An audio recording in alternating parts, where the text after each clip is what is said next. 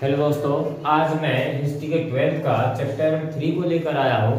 आज का जो सब्जेक्ट है दिस इज बहुत जानकारी के लिए दिया गया। कभी बहुत सोचते होंगे आप लोग कि आखिर इस 12th के चैप्टर में एक अध्याय इसको क्यों जोड़ा गया कि महाभारत क्यों दिया गया। इसका कोई रीजन होगा तो मैं बता देना चाहता हूँ। ये इसलिए दिया गया है कि बच्चे के पास अनेक प्रकार की कठिनाइयाँ आती है, फिर भी उन्हें उन कठिनाइयों से घबराना नहीं चाहिए, हमेशा मेहनत करते रहना चाहिए। जिस तरह से महाभारत में पांडवों के पास अनेक प्रकार की समस्याएं आई, फिर भी वे सत्य के साथ नहीं छोड़े, वे लगे रहे, सत्य की राह में चलते रहे और अंत में सत्य की जीत हुई है। उसी प्रकार ये महाभारत ये चैप्टर दिया गया हमें 12th में। आप मेहनत करते रहिए, आप ये मत सोचिए कि हम इतना सा पढ़ेंगे क्या होगा, रिजल्ट कैसे होगा, इसमें चिंता मत कीजिए। आप कठिन मेहनत की अच्छी लगन से मेहनत करते रहिए, आपकी रिजल्ट 100% सही जाएगी। इसलिए इस चैप्टर को जोड़ा गया है। चाहे कितनी कठिन समस्या हो, उससे घबराना नहीं चाहिए। चलिए आगे चलते हैं। अगर आप चैनल में नए हैं तो इसको सब्सक्राइब कर दीजिए, लाइक कीजिए, अगल शेयर कर दीजिए। इसमें ज्यादा ऑब्जेक्टिव है नहीं, 40-45 ऑब्जेक्टिव बनेगा और शॉर्ट लॉन्ग को हम बताएंगे। तो पहला ऑब्जेक्टिव पे चलते हैं। बहुत सटीक जो एग्जाम में पूछे जाएंगे उन क्वेश्चनों को मैंने बुक से पूर्ण रूप से निकाला है, अच्छी तरीका से निकाला है। इसलिए मैं चाहता हूं कि अगर आप मेरी आवाज को अच्छी तरह सुन रहे हैं तो आप बैठ करके कॉपी में लिखना चालू कर दे। लॉकडाउन की समस्या टेंशन मत लीजिए, आपका हम गारंटी लेते हैं कैसे तैयारी करना है आपको।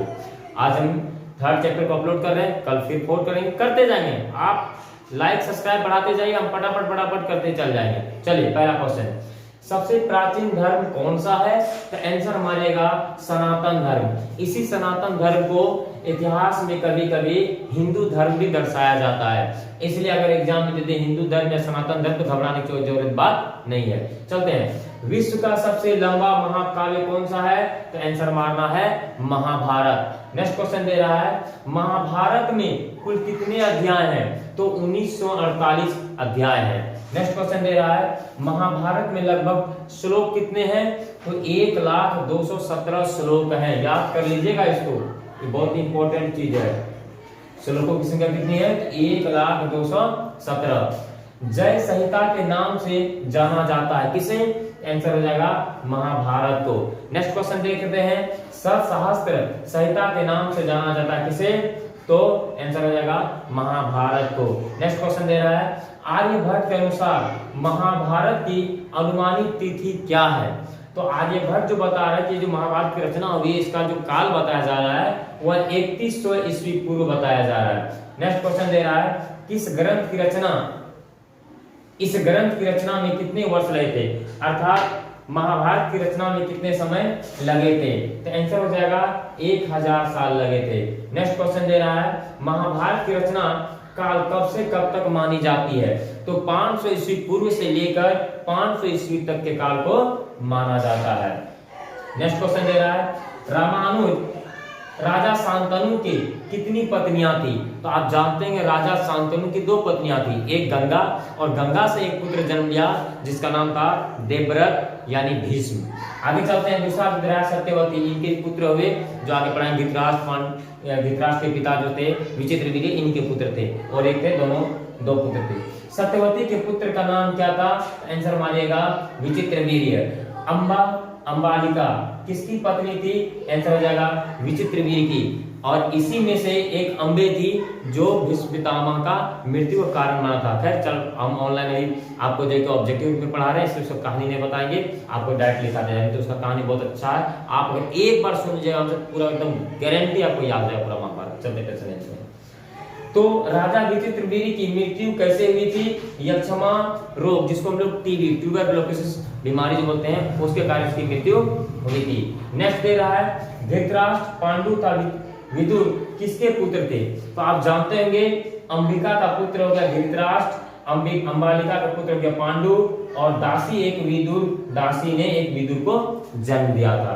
नेक्स्ट आते हैं, पांडु की पत्नी कितनी थी? तो पांडु की 2 पत्नी थी, एक कुंती, दूसरा मांद्री। नेक्स्ट क्वेश्चन दे रहा है, गांधारी किसकी पत्नी थी? आंसर हो जाएगा धृतराष्ट्र की। नेक्स्ट क्वेश्चन की ओर बढ़ते हैं, सत्यमेव जयते कहां से लिया गया? बहुत इंपॉर्टेंट क्वेश्चन है ये, बहुत इंपॉर्टेंट क्वेश्चन है। सत्यमेव जयते कहां से लिया गया है? तो आंसर मारेगा मुंडकोपनिषद से। नेक्स्ट क्वेश्चन दे रहा है गीता में कुल कितने श्लोक हैं? तो आंसर मारना है कितने अध्याय कितने श्लोक हैं? तो गीता में 18 अध्याय और 700 श्लोक हैं। नेक्स्ट क्वेश्चन चलते हैं भगवत गीता का अंग्रेजी में अनुवाद सर्वप्रथम कब और किसने की थी? इस क्वेश्चन को आप लिख ही लीजिएगा, किसी कीमत में इस क्वेश्चन को छोड़िएगा नहीं। तो 1785 ईस्वी में एक अंग्रेज थे, उसका नाम था चार्ल्स विल्किंस, उन्होंने ही इसका अनुवाद किए थे अंग्रेजी सर्वप्रथम। नेक्स्ट क्वेश्चन दे रहा है महाभारत के आदि पर्व का प्रथम भाग कब प्रकाशित हुई थी? तो आंसर हो जाएगा 1927 ईस्वी में। नेक्स्ट क्वेश्चन दे रहा है उपनिषदों की संख्या कितनी है? आंसर मानिएगा 108। अगला क्वेश्चन दे रहा है इंडेक्स पुस्तक के लेखक कौन है? आंसर मारेगा सोरेनसेन। नेक्स्ट दे रहा है मास्टरी ऑफ महाभारत पुस्तक के लेखक कौन है? एन.बी. संडानी। याद करते चल जाएगी सब चीजों को।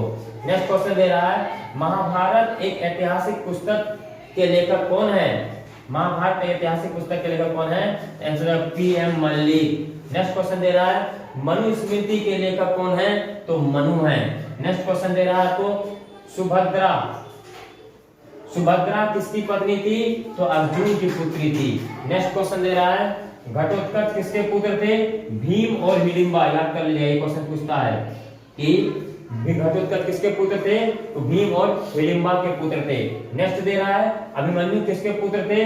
तो अर्जुन एवं सुभद्रा के पुत्र थे। आगे क्वेश्चन की ओर बढ़ते हैं मनुस्मृति की रचना कब हुई थी? तो आंसर हो जाएगा 200 ईस्वी पूर्व से लेके 200 ईस्वी तक। मनुस्मृति के अनुसार स्त्री कितने प्रकार से धन संपत्ति अर्जित कर सकते हैं? तो आंसर हो जाएगा 6 प्रकार से अर्जित कर सकते हैं। नेक्स्ट क्वेश्चन दे रहा है महाभारत के मूल रचयिता कौन है? एग्जाम में अगर मूल रचयिता देगा तो आंख मूंद के मारना है भाट सारथी। नेक्स्ट क्वेश्चन दे रहा है दानवीर के नाम से किसे जाना जाता है? कर्ण को जाना जाता है। नेक्स्ट क्वेश्चन दे रहा है महाभारत के लेखक कौन थे? महर्षि वेदव्यास। नेक्स्ट क्वेश्चन चलते हैं तंत्र मंत्र, ये बहुत इंपॉर्टेंट है। तंत्र मंत्र जादू टोना आयुर्वेदिक किस वेद में मिलते हैं? तो आंसर हो जाएगा अथर्ववेद में। नेक्स्ट क्वेश्चन दे रहा है गायत्री मंत्र किस देवता को समर्पित है? तो आंसर हो जाएगा सविता यानी सूर्य देवता को समर्पित है। नेक्स्ट क्वेश्चन दे रहा है गायत्री मंत्र का उल्लेख किस वेद में है? तो आंसर मानिएगा ऋग्वेद में मिलता है। नेक्स्ट क्वेश्चन दे रहा है किस वेद में पुजारियों एवं गृहिणी द्वारा हवन या यज्ञ के समय मंत्रों का उच्चारण किया जाता था? ये सामवेद में उल्लेख है इनका वर्णन। भारतीय मूल दर्शन के मुख्य स्रोत कौन है? तो आंसर हो जाएगा उपनिषद। नेक्स्ट क्वेश्चन दे रहा है पुराणों की संख्या कितनी है? तो आंसर हो जाएगा 18। महाभारत का युद्ध कितने दिनों तक लड़ा गया? दोनों क्वेश्चन बहुत इंपॉर्टेंट है महाभारत वाला। महाभारत का युद्ध कितने दिनों तक लड़ा गया था? आंसर हो जाएगा 18 दिन। प्रत्येक पुराण को कितने भागों में बांटा गया था? आंसर हो जाएगा 5 भागों में। और इस तरह से अभी तक हम 41 बता रहे हैं। और भी क्वेश्चन है लॉन्ग हो शॉर्ट हो सब प्रकार का क्वेश्चन आपको हम बताते जा रहे हैं।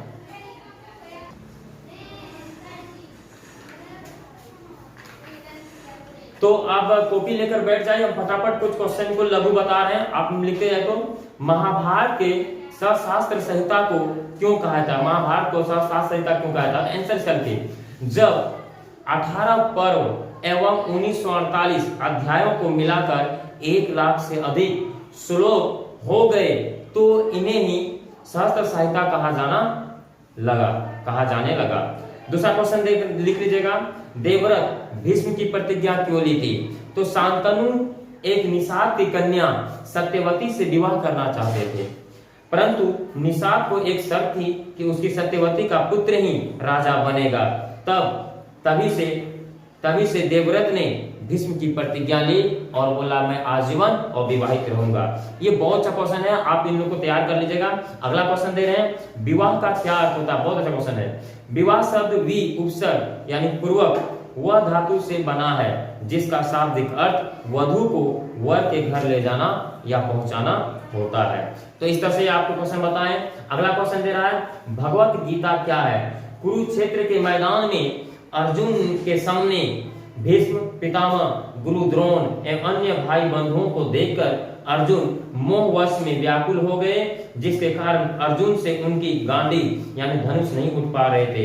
ऐसी स्थिति में उसके साथी बने श्री कृष्ण ने अर्जुन को जो उपदेश दिए वही उपदेश श्रीमद् भगवत गीता कहा जाता है। इनका सारा तत्व कर्मण्यवाधिकास्तु मा फलेषु कदाचन इन समस्त गीता का सार तत्व है। अगला क्वेश्चन दे रहा है, मनुस्मृति के अनुसार विवाह कितने प्रकार के होते हैं? आपको दो प्रकार के क्वेश्चन देता है, मनुस्मृति भी दे या भीष्म के अनुसार, जो भी दे। तो मनुस्मृति के अनुसार तथा भीष्म के अनुसार विवाह 8 प्रकार के बताए गए हैं। पहला बताता है ब्रह्म विवाह। यह सर्वोत्तम प्रकार का विवाह है। गुणवान व्यक्ति के साथ पूजा कर वस्त्र भूषण से सुसज्जित कर कन्या का विवाह कर दिया जाता है, जो वर्तमान में प्रचलित भी है।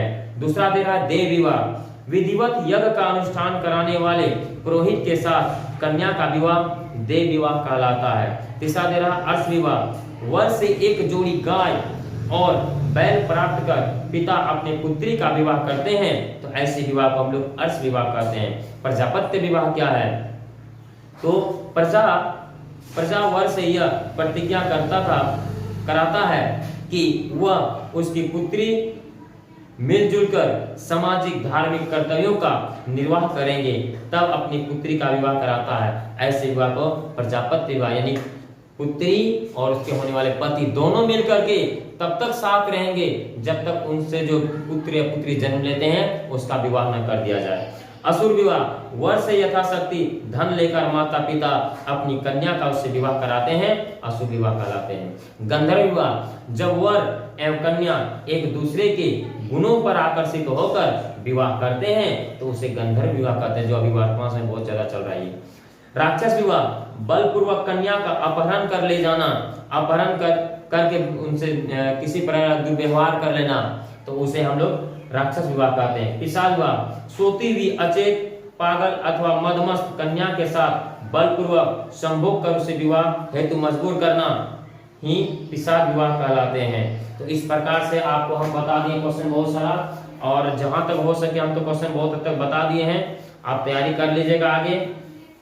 इस तरह से आज का एक चैप्टर जो 3 था पूर्ण रूप से खत्म हो गया। अगला चैप्टर हम 4th चैप्टर को लेकर आएंगे अगला वीडियो ग्रुप में। अगर आपको पसंद आता है लाइक कीजिए, शेयर कीजिए, सब्सक्राइब कीजिए। हाँ, एक और समस्या अभी वर्तमान से बहुत बड़ा एक समस्या उठ गया है, मैं बता देना चाहता हूँ कि शिक्षकों से और विद्वानों से उसके जाति पाति ना पूछिए, उनसे ज्ञान की बातें पूछिए। अगर आपको ये बात समझ में आती है, आप अच्छे जानकार होंगे, जानते होंगे मैं कहाँ कहना चाहता हूँ और किसे कहना चाहता हूँ। आजकल के जो बहुत सारे लोग हैं शिक्षक को बदनाम करने पर तुल गए हैं, लेकिन शिक्षक ऐसे नहीं करेंगे। मैं तो आशा करता हूँ कि जो भी लोग ऐसे काम करते हैं कृपया शिक्षक को उनकी सम्मान देनी चाहिए। तब तक आप विराम दीजिए। जय हिंद।